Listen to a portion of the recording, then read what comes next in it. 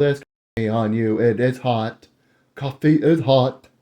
Before I proceed, I must admit that the individuals responsible for creating the myth itself are long dead and gone. And last I checked, dead man don't speak. As they say in Pirates of the Caribbean, dead man tell no tales. What I can do, however, is attempt to discern their reasoning using logic and historical context. Romanticizing the Renaissance. In 1300, the Renaissance began. During this time period, it is often quoted that this was the rediscovery of classical philosophy, literature, and art. That's what's going to happen soon, right? All these hard gangsters that listen to rap music and talk in two syllables. What's up, dawg? You know what I'm saying, man? When I was driving to church the other day, man, somebody looked at me wrong. I said, I'll come up on your ass, man. I'm a white boy, but I talk like this because rap music makes me hard. You get the point, though. This was when you went from that, according to the historians, to now we understand why. Reason, philosophy, science, and math are consequential to the development of the human mind, which contains 21 billion neurons in the cerebral cortex. You get the point. That's the point that they were trying to convey. In order to glorify this time period, historians and contemporaries alike had to promote the idea of a dark age full of barbarians with zero scholarly acumen or interest. And since the Renaissance was very nostalgic towards the Roman Empire, it had to magnify and idealize the empire's impact and inflate the negative implications after its decline. You see this today. People that talk about, even my generation, I'm not even 30, I'm almost 30, but you hear people say, back in my day, we used to walk on 15 feet of snow, butt naked, blindfolded in the blizzard. Now today, kids, they don't even want to go outside. All they want to do is be on their iPads and MacBooks. That's how it was. People really romanticized the Roman Empire during that time. As a result, they had to make it seem great. It's kind of like how you see Stranger Things right now. Pretty good show. They're using nostalgia very big, and they're only showing you the good parts of the 80s, the rock music, the growing economy, how everybody wasn't screaming at one another because they disagreed, but they're kind of just showing you the nostalgia, and they're romanticizing that time period. And now you see younger kids, like I have a cousin who's 15 years old, and she's going around talking about how we should go back to the 80s because, she's a sheep. She just watches Stranger Things and does what they say. A lot of these people, if the media said, eat shit, eat shit, eat shit, they would gobble it down. Be like, oh yeah, it's good for my skin. It's good for my health. But you get the point. Delegitimize the golden age of Islam. I'm just giving everybody credit. I'm calling balls, I'm calling strikes. I'm just trying to be as nonpartisan as possible.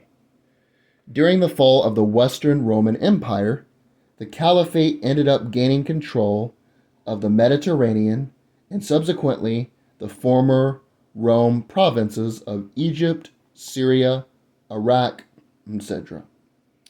This was considered the golden age of Islam, and during this time, the earliest classifications of chemical substances contributed to, I don't know how to pronounce that guy's name, somebody, but his last name is Hayyan. This guy's a very interesting guy. He talked about alchemy, magic, and many other logical things.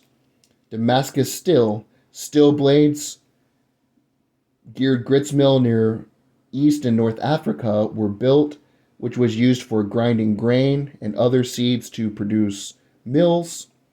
Tin glazing, pottery, earliest was found in Samaria, which of course is 90 miles from Baghdad.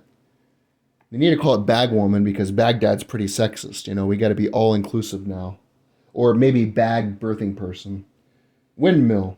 The earliest recorded windmill design was found in Persia. Algebra. I wouldn't consider that a good thing, but it is a fact. Earliest chemical synthesis of an organic compound. The oldest known chess manual. They are just a few of the innovations that were created in a so-called dark and barbaric time period.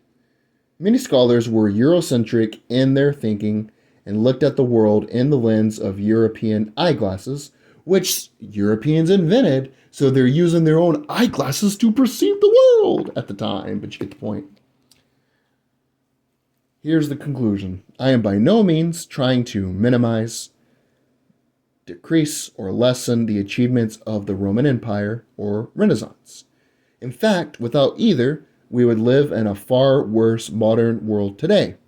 Rome created the modern state of Britain. They called it Britannica. And France, they called it, originally it was called Gaul.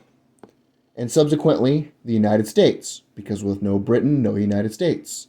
Roads, cement, the Julian calendar, newspapers, the press, etc.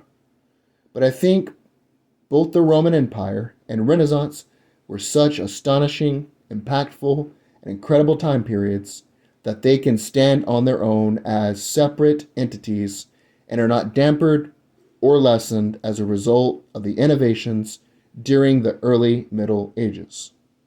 To summarize this entire essay in one sentence, Rome and the Renaissance were not as grand as advertised, and the early Middle Ages weren't as terrible, backwards, and barbaric as advertised.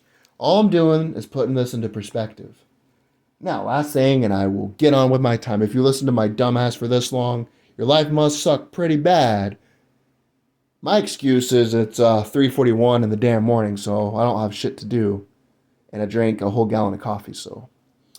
But, what I see many times when you're debating players, like LeBron and Jordan, is people say, let's say your favorite player is Michael Jordan. Michael Jordan can beat an entire team with one hand tied behind his back. Blindfolded, he can float, he can walk on water, he can feed the 5,000. LeBron can't even tie his shoes. LeBron is a bumbling, pathetic, flopping moron who's lucky to even get out of bed in the morning. He's a putz. And I'm not saying he is. Both, on their own right, were amazing, outstanding, all-time great basketball players. Just like Rome, the Renaissance, and the Middle Ages were all great time periods. And while Rome and the Renaissance were better, it doesn't mean that there isn't any merit or that the time period in between, the Middle Ages, was barbaric, backwards, full of people eating shit, thinking the world was flat, not brushing their teeth, and not bathing at all. That's not the facts. That's all I got. Peace out.